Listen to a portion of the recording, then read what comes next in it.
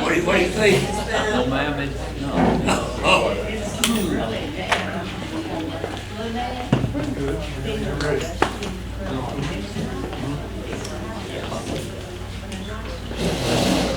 I was trying to help.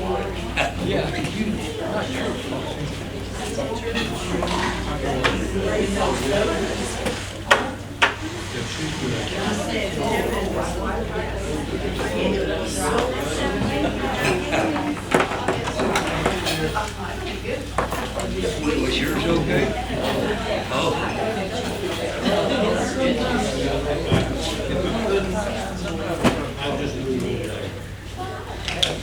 Yeah. Ah, yeah.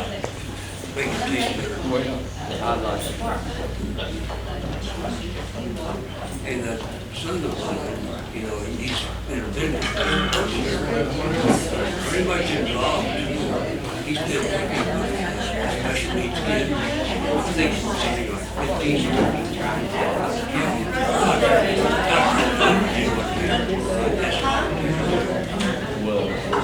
Yeah, his wife is his other. Yeah.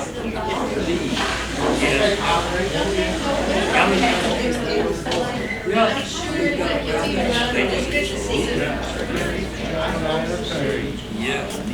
Oh, I'll bet that was one of the ladies who walked me in the restroom.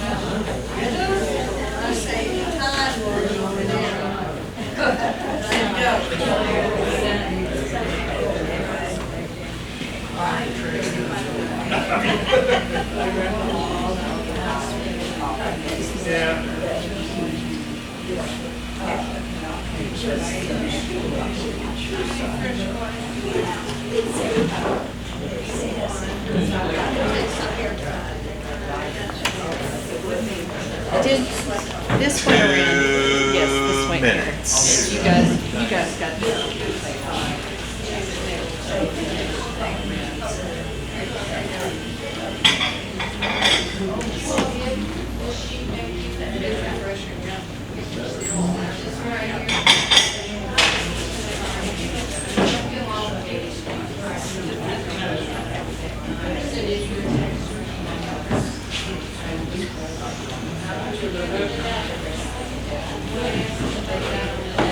How are you today, Randy? Did I wake you up? I'm sorry. No, no. I better see who's calling my And name. who knows your name? You know, it's because it's a habit I've gotten into because sometimes the Lord calls my name, and in the past, or not always, have I said yes. So I try to listen carefully, and when I hear my name, I try to say yes, yes. How are you doing? I was thinking about use this one. Use this one. Mike talking about he knows Betty. And I was thinking about us knowing the Lord. But you know what's really more important? The Lord knows that He knows we're His. That makes all the difference. The Lord woke me up.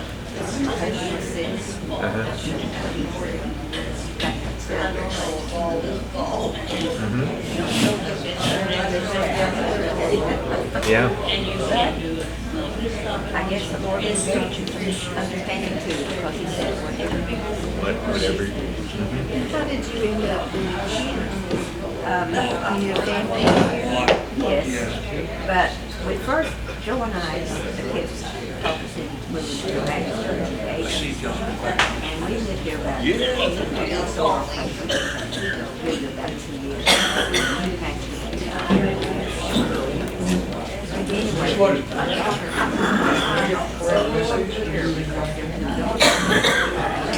Several children, so they need help. Yeah.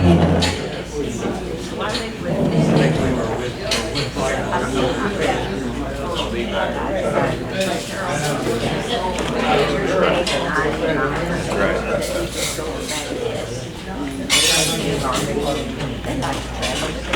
Now we had grandsons.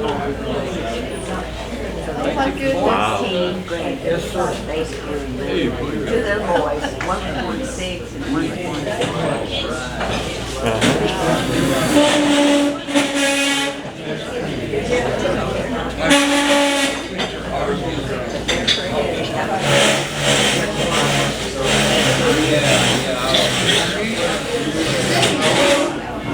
Sorry, I couldn't hear that with that table. I say my kids are baseball.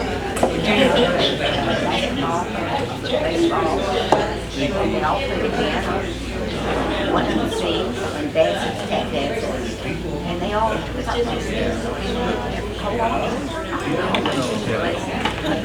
She's a homeschooler. I homeschooled one of mine and I taught in a homeschool co-op for several co-op is wonderful. years. Oh, and if you're a teacher, it's fabulous because if the kid doesn't do the homework, you just say goodbye. Well, I tell you, and No school board, no. You're safe because the rest of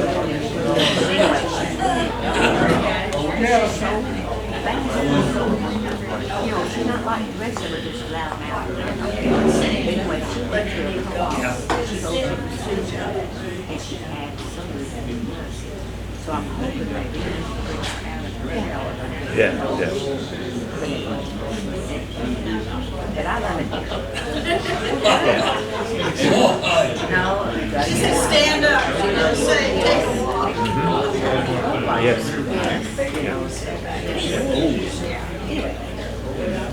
Thanks for coming by. Thank you all. Yes, ma'am. All right, let's find our seats. It's time. Just want to tell you, I appreciate you all being here. You know, it's a real pleasure. We're having a lot of fun. We're having a blast being able to teach here and be here with you guys. Thank you so much. It 5 miles. means it's really been good for me. Well, I appreciate it. It's been good for us. Good. Two-way door.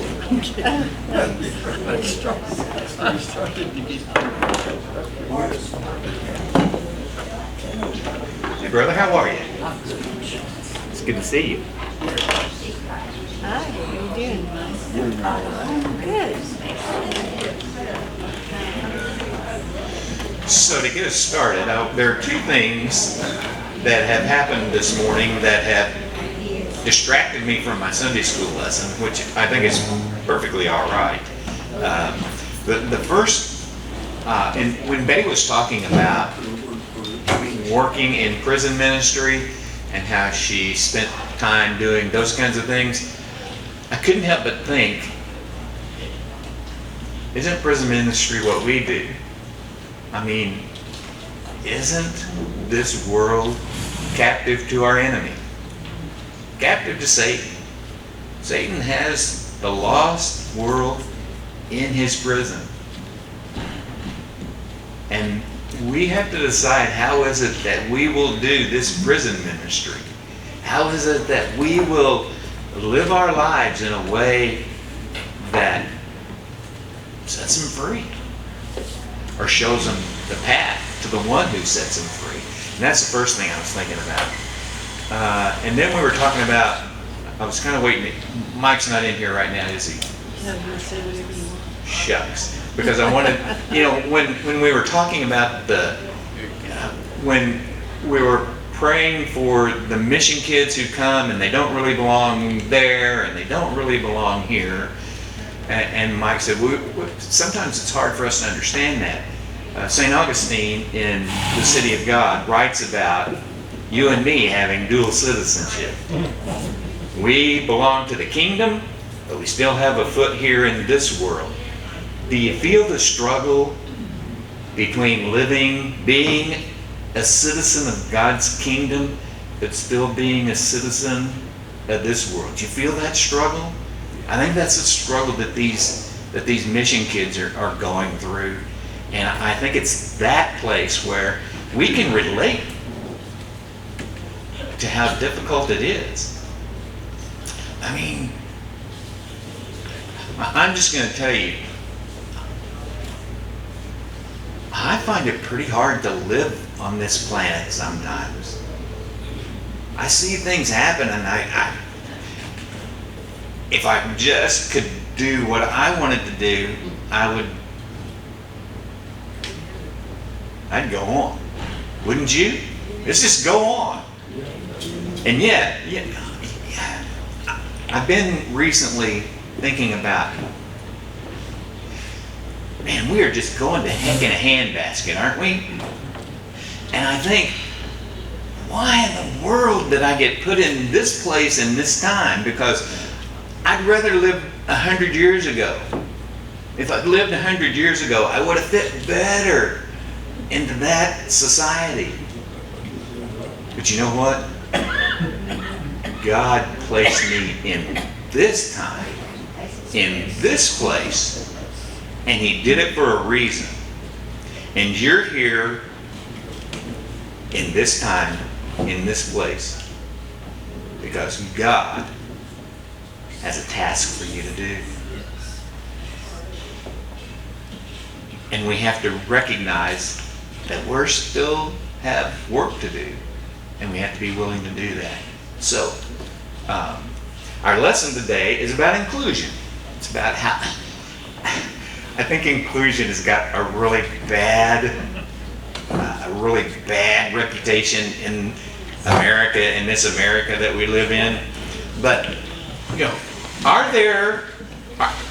is there anyone that you would identify as someone who should be not eligible for the kingdom?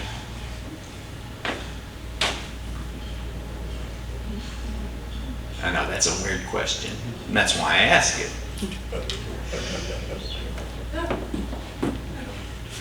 Is there anybody, I'm going to tie this to the lesson, is there anybody that sometimes you think, well, I hope they're not in heaven because I couldn't put up with them for that long? Oh, that's a different. Is that a different question? Is that different? Oh my, I hope the Lord doesn't put my house next to their house. And I think that's what we're dealing here with when in this story in Acts, where Peter gets a communication from Cornelius, and he says, I need your help.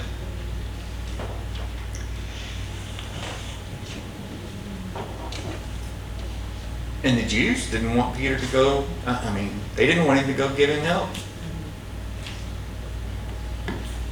Do you ever get the sense that there are people, I want to be careful how I say this. You know, I'm always so cautious about how I approach things. Are there people that the church doesn't want us to draw in to the kingdom? Now, I didn't say are there people who shouldn't be drawn into the kingdom. I said, do you think there are people that the church doesn't want drawn into the kingdom? You see this? In this time in Acts, the Jews didn't want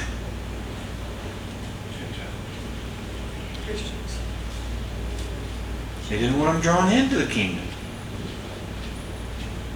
They didn't want the Gentiles drawn into the kingdom. Even the church, the church in its young stage branches out to everybody. But the Jewish side really struggled with going and inviting the Gentiles in. And so the question I have is, are there people, does the church sometimes say, stay away from them, they're dangerous?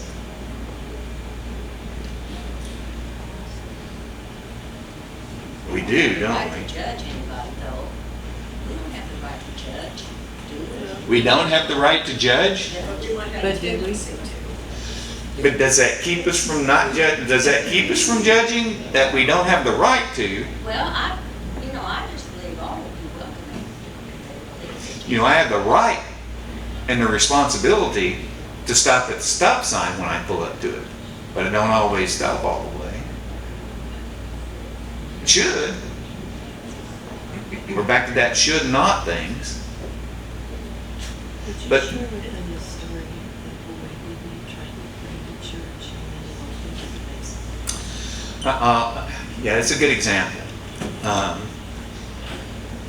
I wonder if I should tell the whole story. Maybe I won't give the Paul Harvey version where I was a youth pastor, and I had in my youth group, they knew a boy who his parents were, well, they were drug peddlers. And I spent sometime over a year working with him and trying to get him to come into church, and I'd go eat lunch with him at school and just working to try to show him. So on a Sunday night, I was working, I'm not a singer, but I was the youth pastor who was with the choir director, and we were working on youth choir, and he came in the back door. I saw him come into the back door. Man, I was so excited. But he was about as far from me as here to the front door. And before I could get to him, one of my deacons from the church, he came in wearing a ball cap.